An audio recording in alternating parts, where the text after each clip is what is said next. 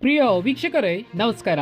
ನಮ್ಮ ಹಳ್ಳಿ ಸುದ್ದಿ ಯೂಟ್ಯೂಬ್ ಚಾನಲ್ಗೆ ತಮ್ಮೆಲ್ಲರೂ ಕೂಡ ಆತ್ಮೀಯವಾದ ಸ್ವಾಗತ.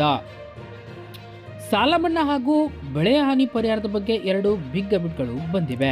ಹೌದು, ರಾಜ್ಯದ ರೈತರಿಗೆ ಪ್ರತಿ ಎಕರೆಗೆ 50,000 ರೂಪಾಯಿ ಪರಿಹಾರ ಸಿಗುತ್ತೆ ಅಂತ ಹೇಳ್ತಾ ಇದ್ದಾರೆ. ಹೌದು, ಇದರ ಜೊತೆಗೆ ಕೃಷಿ ಸಾಲ ಮನ್ನಾ ಬಗ್ಗೆ ಸರ್ಕಾರದ ಮುಂದಿನ ನಡೆ ಏನು, ನಿಮ್ಮ ಖಾತೆಗೆ ಹಣ ಜಮಾ ಆಗ್ಬೇಕಂದ್ರೆ ಈ 3 ದಾಖಲೆಗಳಲ್ಲಿ ಯಾವ ತಪ್ಪು ಇರಬಾರ್ದು, ಸಂಪೂರ್ಣವಾದ ಮಾಹಿತಿಯನ್ನು ನಾನು ಈ ವಿಡಿಯೋದಲ್ಲಿ ತಿಳಿಸ್ಕೊಡ್ತಾ ಹೋಗ್ತೀನಿ. ಹಾಗೆ ಯಾವೆಲ್ಲ ರೈತರಿಗೆ ಈ ಹಣ ಜಮಾ ಆಗುತ್ತೆ, ಯಾವ್ಯಾವ ಜಿಲ್ಲೆಗಳಿಗೆ ಬರಗಾಲವನ್ನ ಘೋಷಣೆಯನ್ನ ಮಾಡಲಾಗಿದೆ, ಎಲ್ಲವನ್ನು ಕೂಡ ನಾನು ಈ ವಿಡಿಯೋದಲ್ಲಿ ಒಂದೊಂದಾಗಿ ತಿಳಿಸ್ಕೊಡ್ತಾ ಹೋಗ್ತೀನಿ. ದಯವಿಟ್ಟು ವಿಡಿಯೋನ ಎಲ್ಲಿ ಕೂಡ ಸ್ಕಿಪ್ ಮಾಡದೆ ಕೊನೆವರೆಗೂ ನೋಡಿ. ಹಾಗೆ ಇದರ ಜೊತೆಗೆ ನೀವು ಯಾವ ಜಿಲ್ಲೆಯಿಂದ ನಮ್ಮ ವಿಡಿಯೋನ ನೋಡ್ತಾ ಇದ್ದೀರಿ ಎಂಬುದನ್ನ ನಮ್ಮ ಕಮೆಂಟ್ ಬಾಕ್ಸ್ ಅಲ್ಲಿ ಕಮೆಂಟ್ ಮಾಡಿ ತಿಳಿಸಿ. ನಮಸ್ಕಾರ ಸ್ನೇಹಿತರೆ, ರಾಜ್ಯದ ಸಮಸ್ತ ರೈತ ಬಾಂಧವರಿಗೆ ಸ್ವಾಗತ. ರಾಜ್ಯದಲ್ಲಿ ತೀವ್ರ ಮಳೆ ಕೊರತೆ ಹಾಗೂ ಹವಾಮಾನ ವೈಪರೀತ್ಯದಿಂದಾಗಿ ರೈತರು ತೀವ್ರ ಸಂಕಷ್ಟಕ್ಕೆ ಸಿಲುಕಿದ್ದಾರೆ. ಈ ಬೆಳೆ ನಷ್ಟಕ್ಕೆ ಪ್ರತಿ ಎಕರೆಗೆ 50,000 ಪರಿಹಾರ ನೀಡಬೇಕೆಂಬ ರೈತರ ಪ್ರಮುಖ ಬೇಡಿಕೆಗೆ ಸರ್ಕಾರದ ಪ್ರಕ್ರಿಯೆ ಏನು, ರೈತರ ಕೃಷಿ ಸಾಲ ಮನ್ನಾ ಕುರಿತು ಸಭೆಗಳಲ್ಲಿ ನಡೆಯುತ್ತಿರುವ ಚರ್ಚೆಗಳು ಏನು, ಬೆಳೆ ಪರಿಹಾರದ ಹಣ ನೇರವಾಗಿ ನಿಮ್ಮ ಬ್ಯಾಂಕ್ ಖಾತೆಗೆ ಜಮಾ ಆಗಲು ನೀವು ಯಾವ ದಾಖಲಾತಿಗಳನ್ನು ತಕ್ಷಣ ಸರಿಪಡಿಸಿಕೊಳ್ಳಬೇಕು, ಹಾಗೂ ಹತ್ತಿ ಬೆಳೆಗೆ ಬಾಧಿಸುತ್ತಿರುವ ಕೀಟಬಾಧೆಗೆ ಪರಿಹಾರವೇನು, ಪ್ರತಿಯೊಂದು ಮಾಹಿತಿಯನ್ನ ಇವತ್ತಿನ ಈ ವಿಡಿಯೋದಲ್ಲಿ ಸಂಪೂರ್ಣವಾಗಿ ವಿವರವಾಗಿ ತಿಳಿಸ್ಕೊಡ್ತೇನೆ. ಎಲ್ಲೂ ಸ್ಕಿಪ್ ಮಾಡದೆ ವಿಡಿಯೋನ ಕೊನೆವರೆಗೂ ನೋಡಿ. ಪ್ರತಿ ಎಕರೆಗೆ 50,000 ಬರ ಪರಿಹಾರ ಬೇಡಿಕೆ. ಹೌದು ಸ್ನೇಹಿತರೆ, ಮೊದಲನೇದಾಗಿ ರಾಜ್ಯದ ಬಹುತೇಕ ಜಿಲ್ಲೆಗಳಲ್ಲಿ ಈ ಬಾರಿ ವಾಡಿಕೆಗಿಂತ ಕಡಿಮೆ ಮಳೆ ಆಗಿದ್ದು ಬಿತ್ತನೆ ಮಾಡಿದ ಬೆಳೆಗಳು ಒಣಗಿ ಹೋಗುತ್ತಿವೆ. ಒಂದೆರಡು ಮಳೆ ಬಿದ್ದ ತಕ್ಷಣ ರೈತರು ಸಾಲ ಸೂಲ ಮಾಡಿ ಬೀಜ ರಸಗೊಬ್ಬರ ತಂದು ಮೊದಲ ಹಂತದ ಬಿತ್ತನೆ ಮುಗಿಸಿದ್ರು. ಆದರೆ ತದನಂತರ ಮಳೆ ಕೈಕೊಟ್ಟ ಕಾರಣ ಬಹುತೇಕ ಕಡೆ ಮೊಳಕೆ ಒಡೆದ ಬೆಳೆಗಳು ಸಂಪೂರ್ಣವಾಗಿ ನಾಶವಾಗಿವೆ. ಅನೇಕ ಜಿಲ್ಲೆಗಳಲ್ಲಿ ರೈತರು 2-3 ಬಾರಿ ಮರು ಬಿತ್ತನೆ ಮಾಡಿ ದುಪ್ಪಟ್ಟು ಖರ್ಚು ಮಾಡಿಕೊಂಡಿದ್ದಾರೆ. ಪ್ರಸ್ತುತ ದಿನಗಳಲ್ಲಿ ಟ್ರ್ಯಾಕ್ಟರ್ ಬಾಡಿಗೆ, ಕೂಲಿ ಆಳುಗಳ ವೆಚ್ಚ, ಬಿತ್ತನೆ ಬೀಜ ಮತ್ತು ರಸಗೊಬ್ಬರಗಳ ದರ ಗಗನಕ್ಕೇರಿದೆ. ಈ ಎಲ್ಲ ಆರ್ಥಿಕ ಹೊರೆಯನ್ನು ನಿಭಾಯಿಸಲು ಪ್ರಸ್ತುತ ಸರ್ಕಾರ ನೀಡುತ್ತಿರುವ ಸಾಮಾನ್ಯ ಪರಿಹಾರ ಸಾಲ್ತಾ ಇಲ್ಲ. ಆದ್ದರಿಂದ ರೈತ ಸಂಘಟನೆಗಳು ಮತ್ತು ಕೃಷಿಕರು ಪ್ರತಿ ಎಕರೆಗೆ ಕನಿಷ್ಠ 50,000 ಪರಿಹಾರ ಘೋಷಣೆ ಮಾಡಬೇಕೆಂಬ ಸರ್ಕಾರಕ್ಕೆ ಬಲವಾದ ಮನವಿಯನ್ನ ಸಲ್ಲಿಸುತ್ತಿದ್ದಾರೆ. ಈ ನೆರವು ಸಿಕ್ಕರೆ ಮಾತ್ರ ರೈತರು ಮುಂದಿನ ಹಂಗಾಮಿಗೆ ಕೃಷಿ ಚಟುವಟಿಕೆ ಮುಂದುವರಿಸಲು ಸಾಧ್ಯವಾಗುತ್ತದೆ. ಇನ್ನು ಕೃಷಿ ಸಾಲ ಮನ್ನಾ ಮತ್ತು ಸಾಲ ಮರು ಹೊಂದಾಣಿಕೆ ಚರ್ಚೆಗಳು ಏನೆಲ್ಲ ನಡೆದಿವೆ ಬನ್ನಿ. ಇನ್ನು ಎರಡನೇ ಪ್ರಮುಖ ವಿಚಾರ ಏನಪ್ಪಾ ಅಂತಂದ್ರೆ ರೈತರ ಕೃಷಿ ಸಾಲ ಮನ್ನಾ.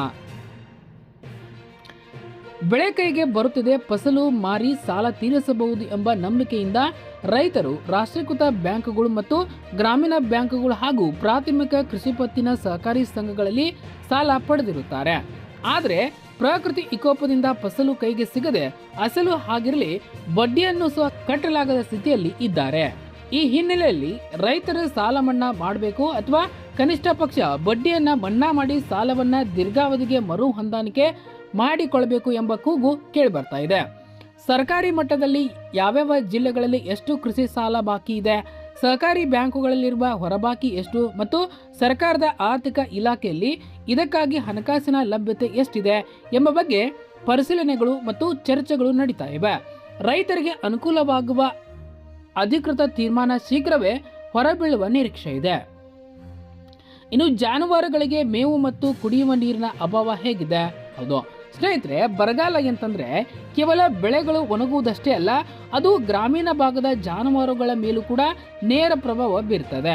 ಹಳ್ಳಿಗಳಲ್ಲಿ ಅನೇಕ ಸಣ್ಣ ಮತ್ತು ಅತಿ ಸಣ್ಣ ರೈತರು ಹೈನುಗಾರಿಕೆ ಮತ್ತು ಕುರಿ ಮತ್ತು ಮೇಕೆ ಸಾಕಾಣಿಕೆಯನ್ನ ನಂಬಿ ಬದುಕು ಕಟ್ಟಿಕೊಂಡಿರುತ್ತಾರೆ.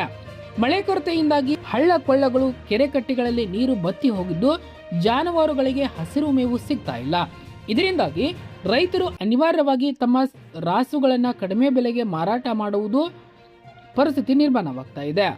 ಈ ಸಂಕಷ್ಟ ತಪ್ಪಿಸಲು ತಾಲೂಕು ಮತ್ತು ಹೋಬಳಿ ಮಟ್ಟದಲ್ಲಿ ಸರ್ಕಾರ ತಕ್ಷಣವೇ ಮೇವು ಬ್ಯಾಂಕುಗಳನ್ನ ಆರಂಭಿಸಬೇಕು ಹಾಗೂ ಜಾನುವಾರುಗಳಿಗೆ ಕುಡಿಯುವ ನೀರಿನ ತೊಟ್ಟಿಗಳ ವ್ಯವಸ್ಥೆ ಮಾಡಬೇಕು. ಬರ ಪರಿಹಾರ ಪ್ಯಾಕೇಜ್ನಲ್ಲಿ ಪಶುಸಂಗೋಪನೆಗೂ ಆದ್ಯತೆ ನೀಡಬೇಕೆಂಬುದು ಪ್ರಮುಖ ಬೇಡಿಕೆಯಾಗಿದೆ. ಇನ್ನು ಗ್ರಾಮೀಣ ಭಾಗದಲ್ಲಿ ರೈತ ಆರ್ಥಿಕವಾಗಿ ಸಬಲರಾಗಿದ್ದರೆ ಮಾತ್ರ ಹಳ್ಳಿಯ ಇಡೀ ಆರ್ಥಿಕ ಚಕ್ರ ಚಲಿಸುತ್ತದೆ. ಸಣ್ಣ ವ್ಯಾಪಾರಗಳು, ಕೃಷಿ ಕಾರ್ಮಿಕರ ಜೀವನವು ಎಲ್ಲವೂ ಕೃಷಿಯನ್ನೇ ಆಧರಿಸಿವೆ. ಕೇವಲ ಹೆಕ್ಟರ್ಗೆ ಒಂದಿಷ್ಟು ಹಣ ಕೊಟ್ಟು ಕೈ ತೊಳೆದುಕೊಳ್ಳುವ ಬದಲು ಸಮಗ್ರ ವಿಶೇಷ ಪ್ಯಾಕೇಜ್ ಘೋಷಿಸಬೇಕಿದೆ. ಮುಂದಿನ ಹಂಗಾಮಿಗೆ ಬೇಕಾಗುವ ಗುಣಮಟ್ಟದ ಬಿತ್ತನೆ ಬೀಜಗಳನ್ನು ಉಚಿತವಾಗಿ ಅಥವಾ 75% ರಿಯಾಯಿತಿ ದರದಲ್ಲಿ ವಿತರಿಸುವುದು, ಕೀಟನಾಶಕ ಹಾಗೂ ರಸಗೊಬ್ಬರಗಳಿಗೆ ವಿಶೇಷ ಸಹಾಯಧನ ನೀಡುವುದು ಈ ಪ್ಯಾಕೇಜ್ನಲ್ಲಿ ಸೇರಿಸಬೇಕು. ಈ ನಿಟ್ಟಿನಲ್ಲಿ ಸರ್ಕಾರ ರೈತರ ಪರವಾಗಿ ಗಟ್ಟಿಯಾದ ನಿಲುವು ತೆಗೆದುಕೊಳ್ಳಬೇಕಿದೆ. ಏನು ಬೆಳೆ ಹಾನಿ ಜಂಟಿ ಸಮೀಕ್ಷೆ ಮತ್ತು ರೈತರ ಮಾಡಬೇಕಾದ ಕೆಲಸಗಳು ಏನು? ಹೌದಾ, ಇದು ಅತ್ಯಂತ ಮುಖ್ಯವಾದ ಮಾಹಿತಿ. ಏನಪ್ಪ ಅಂತಂದರೆ, ನಿಮ್ಮ ಜಮೀನಿನಲ್ಲಿ ಬೆಳೆ ಹಾನಿ ಆಗಿದ್ರೆ ಸರ್ಕಾರದಿಂದ ಪರಿಹಾರ ಸಿಗಲು ನೀವು ಏನು ಮಾಡಬೇಕು?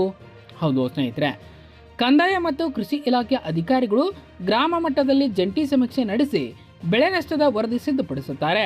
ಬೆಳೆ ಹಾನಿಯಾದ ತಕ್ಷಣ ರೈತರು ಸ್ಥಳೀಯ ರೈತ ಸಂಪರ್ಕ ಕೇಂದ್ರ ಅಥವಾ ಗ್ರಾಮ ಆಡಳಿತ ಅಧಿಕಾರಿ ಅವರನ್ನು ಸಂಪರ್ಕಿಸಿ ತಮ್ಮ ಜಮೀನಿನ ಬೆಳೆ ಹಾನಿಯ ಬಗ್ಗೆ ಮಾಹಿತಿಯನ್ನು ದಾಖಲಿಸಬೇಕು.